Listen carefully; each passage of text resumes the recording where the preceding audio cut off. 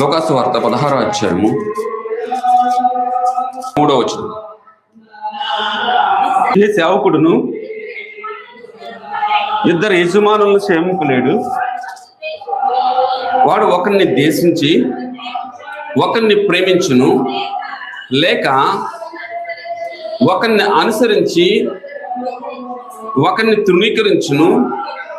మీరు దేవునికిని సిరికిని దేవునిని సిరిని సేవించలేరని చెప్పాను. చూడండి, ఏ మనుషుడు ఇద్దరు యజమానులకు దాసుడుగా ఉండలేడు. ఎంత స్పష్టంగా చెప్తున్నాడు. ఏ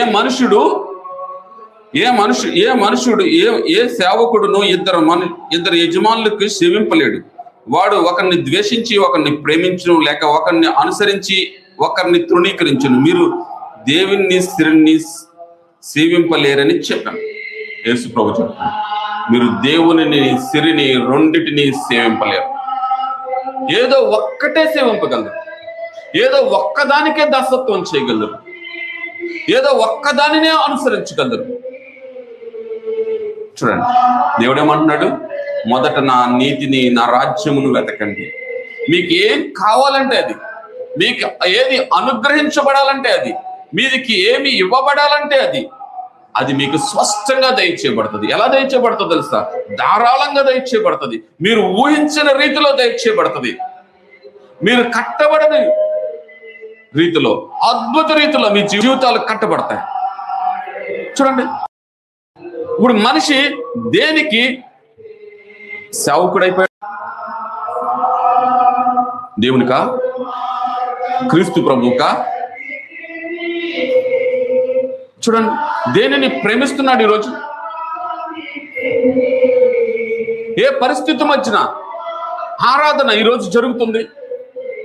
ఎక్కడ చూసినా స్వార్థం, మాట వినని పరిస్థితులు, అబద్ధపు నడిపింపును ప్రేమిస్తూ నిజము కాని దానిని వెంబడిస్తూ రోజు మనుషులు నడుచుకున్నారు. నిజము కాని దాన్ని వెంబడిస్తూ మనుషులు నడుచుకుంటున్నారు. 14వ వచనం మనం చదివితే అర్థమవుతుంది. 15వ వచనం వరకు. ధనాపేక్ష గల పరిసయ్యులు ఈ మాటలన్నీ విని ఆయన్ని అపహసించుచుండగా, ఆయన మీరు మనుషుల ఎదుట నీతిమంతులని అనిపించుకుని వారు గాని దేవుడు మీ హృదయములను ఎరుగును. మనుషుల్లో ఘనముగా ఎంచబడినది దేవుని దృష్టికి అహాస్యం. చూడండి ఏమంటున్నాడు ఆయన ఏమంటున్నాడు? ధనాపేక్ష గల పరిసయ్యులు ఈ మాటలు విని ఆయనను అపహసించుచుండగా అంటున్నాడు, ఆయన మీరు మనుషుల ఎదుటను నీతిమంతులమని అనిపించుకుని వారు గాని దేవుడు మీ హృదయములు ఎరుగును. మనుషులలో ఘనముగా ఎంచబడినది దేవుని దృష్టికి అహాస్యము అంటున్నాడు. చూడండి, ఈ రోజుల్లో మనుషుల దృష్టిలో ఇది ఘనముగా ఎంచబడేది, దేవుని దృష్టికి పనికిరానిది అయిపోతుంది. దేవుడే చెప్తున్నాడు, ధనాపేక్ష గల పరిసయ్యుల యొక్క హృదయాన్ని చూసి మాట్లాడుతున్నాడు. వాళ్ళు పైకి ఎలా కనబడుతున్నారు? పరిసయ్యులు దేవుని సన్నిధిలో ఉంటూ, దేవుని వాక్యం నిమిత్తమే పనిచేస్తూ, దేవుని ప్రణాళిక నిమిత్తమే జీవిస్తూ, ఇప్పుడు వాళ్ళ దగ్గర ఏమి లేదు, దేవునికి చోటు లేదు. వాళ్ళ యజమానుడు ఎవరు? ధనం. దేన్ని ఘనంగా ఎంచుతున్నారు? వాళ్ళ వస్త్రధారణను ఘనంగా ఎంచారు, వాళ్ళ జాబును ఘనంగా ఎంచారు. మేము పరిచయం అనుకుంటున్నారు, మీరేమి చెప్తే అది జరుగుతుంది అనుకుంటున్నారు. ఈరోజు సేవలో జరిగేది అదే. ఈరోజు మనుషుల్ని ప్రేమిస్తున్నారు కానీ దేవుణ్ణి ప్రేమించే పరిస్థితులు కనబడట్లేదు. ఈరోజు దేవుణ్ణి ప్రేమించే పరిస్థితులు లేవు, దేవుని మీద దృష్టి పెట్టే పరిస్థితులు లేవు. ఏది ఘనంగా ఎంచబడింది? ఈరోజు పరిచర్యలో ఘనంగా ఎంచబడేది ఏంటో తెలుసా? వేషధారణ, అపియరెన్స్ కావాలి మనుషులకి. చూడండి, హృదయం కొరకైన వాంఛతో, హృదయం శుద్ధీకరించబడాలన్న కోరికతో, హృదయాన్ని దేవుని ఎడల నిలపాలన్న మనసుతో ఈరోజు ప్రజలు వెళ్ళలేకపోతున్నారు. చూడండి, ధనాపేక్ష ఎంత భయంకరమైన పరిస్థితికి తీసుకువెళ్ళిపోయిందంటే, క్రీస్తుతో నడుచుకుంటున్నాం అనుకున్నాడు కానీ, క్రీస్తుతో పాలిభాగస్తుడయ్యాను అనుకున్నాడు కానీ, క్రీస్తుతో ఆయన ప్రతి అంశంలోనూ భాగాన్ని తీసుకుంటున్నాను అనుకున్నాడు కానీ, క్రీస్తుతో భోజనం చేస్తున్నాను అనుకున్నాడు కానీ, క్రీస్తుతో నడుచుకుంటూ వెళ్తున్నాడు అనుకున్నాడు కానీ దేవుని ప్రేమను గ్రహించుకోలేని పరిస్థితుల మధ్యన యోధ నిలిచిపోయాడు. చూడండి, 3.5 సంవత్సరాల ప్రయాణంలో క్రీస్తు అంటే ఏంటో గ్రహించుకోలేకపోయాడు. చూడండి, 3.5 సంవత్సరాల ప్రయాణంలో క్రీస్తు అంటే ఏంటో గ్రహించుకోలేకపోయాడు. డబ్బు సంచి మీద ఉన్న దృష్టి క్రీస్తు మీద లేదు. చూడండి, ఇంత ఖర్చు పెట్టాలా అని అడిగాడు, ఇంత చెయ్యాలా అని అడిగాడు. చూడండి, మనసు ఏ పరిస్థితికి దిగజారిపోయిందో. క్రీస్తును గ్రహించుకోలేకపోయాడు.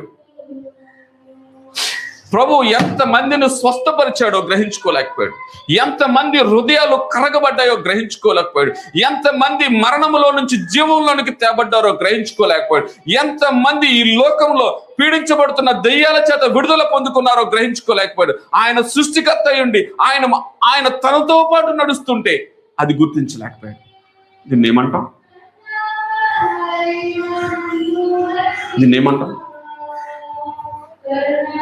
క్రీస్తు నీ కొరకు నా కొరకు ప్రాణం పెట్టాడే, మర్చిపోకు. నీకు నాకు పునరుద్ధాన శక్తిని ఇవ్వబోతున్నాడే, దాన్ని మర్చిపోకు. క్రీస్తు నిన్ను నన్ను శుద్ధీకరించాలని ఆశపడుతున్నాడే, దాన్ని మర్చిపోకు. మర్చిపోవద్దు. చూద్దాం, యోహాను సువార్త 12వ అధ్యాయం మనం చూస్తే మనకు అర్థమవుతుంది. యోహాను సువార్త 12వ అధ్యాయం చూస్తే మనకు అర్థమవుతుంది. 12వ అధ్యాయము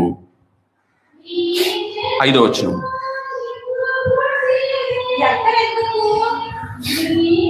ఈ అత్తరు ఎందుకు 300 దేనారములకు అమ్మి ఈ బేదలకు ఇయ్యలేదనను వాడు ఇలాగ చెప్పినది బీదల మీద శ్రద్ధ కలిగి కాదు గాని వాడు దొంగ అయ్యుండి తన దగ్గర డబ్బు సంచి ఉండినందున అందులో వేయబడినది దొంగిలించుచూ వచ్చిన గనుక అలాగూ చెప్పెను. చాలండి, చూడండి ఎంత స్పష్టంగా మాట్లాడుతున్నాడు. 300 దేనారములకు దీన్ని అమ్మి బేదలకు ఇవ్వచ్చు కదా అంటున్నాడు. ఆ రోజుల్లో ఒక దేనారము దేనికి ఉపయోగపడుతుంది తెలుసా? ఒక రోజు కూలి పనికి ఉపయోగపడుతుంది. చూడండి, ఒక మనిషి ఒక దేనారము ఒక మనిషికి ఒక రోజు కూలి పని. మనం చదువుకుంటాం మత్తయి వచ్చి ఒక దేనారం ఇచ్చి ఒక కూలి పనికి ప్రభు తెచ్చుకున్నాం అని మాట్లాడతాడు. చూడండి, అంత విలువ గలది ఎందుకు ఖర్చు పెట్టేస్తున్నారు మీరు అని అడుగుతున్నాడు. క్రీస్తుతో కూడా నడిచాడు, క్రీస్తుతో కూడా ఉన్న వ్యక్తి ఇప్పుడు దేన్ని గ్రహించుకోలేకపోతున్నాడు? క్రీస్తు యొక్క స్వరూపాన్ని తీసుకోలేకపోయాడు. చూడండి, విశ్వాసులుగా మనం ఆయన యొక్క స్వరూపాన్ని తీసుకోలేకపోతే ఈ లోకంలో మనం జీవించిన కాలం అంతా కూడా వ్యర్థమైపోతుంది. నిజము మన దగ్గర కనపడదు, సత్యము మన దగ్గర కనపడదు, జీవంలో ఎలా నడవాలో మనకు గ్రహింపు కాదు. జీవంలో ఎలా నడవాలో గ్రహింపు కాదు. ఆయన మామూలు వ్యక్తిగా నీవు నేను చూస్తున్నామేమో, ఒక సామాన్యమైన దేవుడిగా మనం ఆయన చూస్తున్నామేమో. మనం ఎందుకు అలా చూడలేకపోతున్నామంటే లేఖనాన్ని మనం పరిశీలించలేకపోతున్నాము కాబట్టి మనం చూడలేకపోతున్నాం. ఆయన శక్తిని తెలుసుకోలేదు కాబట్టి మనం చూడలేకపోతున్నాం. ఆయన ఎలాంటి శక్తి అంటే లాజరుని మరణం నుండి జీవంలోనికి లేపాడు. ఆయన జీవంలోనికి లేపాడు. ఆయన ప్రేమ ఎలాంటిదంటే నీ కొరకు నా కొరకు కన్నీరు కార్చే ప్రేమ. నీ కొరకు నా కొరకు కన్నీరు కార్చే ప్రేమ, నీ కొరకు నా కొరకు మొర్రబెట్టుకునే ప్రేమ, నీ కొరకు నా కొరకు విడుదలిచ్చే ప్రేమ. మన పాప జీవితం ఎంత భ్రష్టమైనదైనప్పటికీ, ఎంత అంగీకారయుక్తంగా లేనిదైనప్పటికీ, ఎంత దృష్టి పెట్టలేనిదైనప్పటికీ, మరణకరమైనది అయినప్పటికీ, అది మనకు ప్రజలకు మనుషులకు అంగీకారయుక్తంగా లేనిదైనప్పటికీ నిన్ను నన్ను హత్తుకునే ప్రేమ అయింది. చూడండి, నిన్ను నన్ను హత్తుకునే ప్రేమ అయింది, విడిచిపెట్టే ప్రేమ కాదు. అలాంటి వ్యక్తి కొరకు 300 దేనారము విలువ గల హత్తరు సరిపోతుందా?